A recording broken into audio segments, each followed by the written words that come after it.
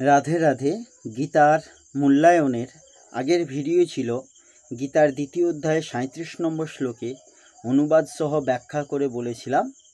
আজ 38 নম্বর শ্লোকের অনুবাদ সহ ব্যাখ্যা করে বলবো।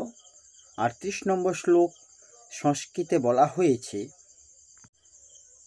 সুখ দুঃখে সমেকেত্তা লাভালাভৌ জয়াজয়ৌ তত যুদ্ধায় যুজস্বন এবং পাপম অবশ্যসি।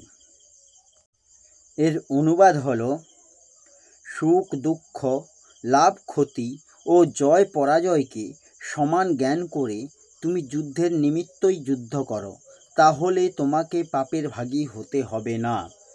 এই শ্লোকের আরও একটি অনুবাদ হলো, জয় পরাজয় লাভ ক্ষতি সুখ দুঃখকে সমান জ্ঞান করে যুদ্ধে অবতীর্ণ হও, এই রূপে যুদ্ধ করলে তুমি পাপভাগী হবে না। এর ব্যাখ্যা হলো, অর্জুনের আশঙ্কা ছিল যে যুদ্ধে আত্মীয় বোধ করলে তার পাপ হবে, কিন্তু ভগবান এখানে বলেছেন যে যুদ্ধ পাপের কারণ নয়, পাপের কারণ হলো নিজ কামনা। অতএব কামনা ত্যাগ করে তুমি যুদ্ধের জন্য প্রস্তুত হও। যুদ্ধে সর্বপ্রথম জয় এবং পরাজয় হয়। জয় ও পরাজয়ের পরিণাম হলো লাভ ও ক্ষতি। লাভ ও ক্ষতির পরিমাণ হলো সুখ ও দুঃখ। জয় পরাজয়ে এবং লাভ ক্ষতিতে সুখী বা দুঃখী হওয়া তোমার উদ্দেশ্য নয়। তোমার উদ্দেশ্য হচ্ছে এই তিনটিতে সমভাবে থেকে নিচে কর্তব্য পালন করা। যুদ্ধে জয় পরাজয়, লাভ ক্ষতি এবং সুখ দুঃখ তো হবেই। সুতরাং তুমি প্রথম থেকে এটি ভেবে রাখো যে তোমাকে শুধুমাত্র নিজ কর্তব্য পালন করতে হবে। জয় পরাজয় ইত্যাদিতেই কোনো উদ্দেশ্য থাকা উচিত নয়। এই দৃষ্টিভঙ্গি রেখে যুদ্ধ করলে পাপ হবে না, অর্থাৎ সংসার বন্ধন হবে না। সকাম এবং নিষ্কাম এই দুই ভাবের দ্বারাই নিজের কর্তব্য পালন করা প্রয়োজন। যারা ভাব সকাম, তার কর্তব্য পালনে আলস্য প্রমাদ একেবারেই হওয়া উচিত নয়, বরং তৎপরতার সঙ্গে নিজের কর্তব্য সমাপন করা উচিত। যার ভাব নিষ্কাম, সে নিজ কল্যাণ চায়, তারও তৎপরতার সঙ্গে নিজ কর্তব্য পালন করা উচিত।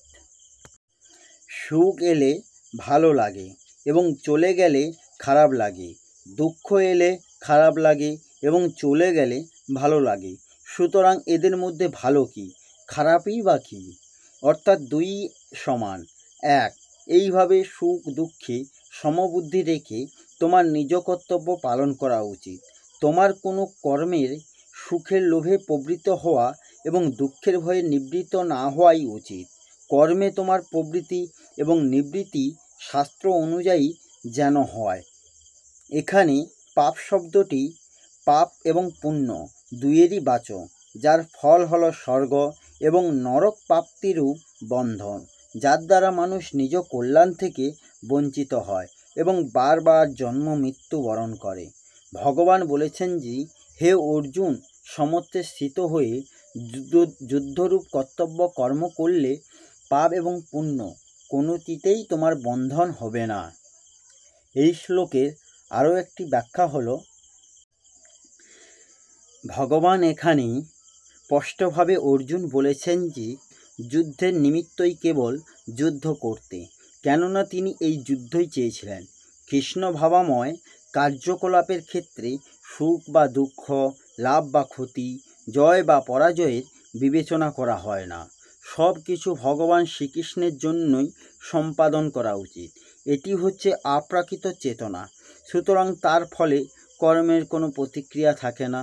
সত্যগুণেই হোক অথবা রজগুণে, যে ইন্দ্রিয়ের তৃপ্তি সাধন করার জন্য কর্ম করে তাকে প্রতিক্রিয়া স্বরূপ ভালো বা মন্দ ফল ভোগ করতে হয়।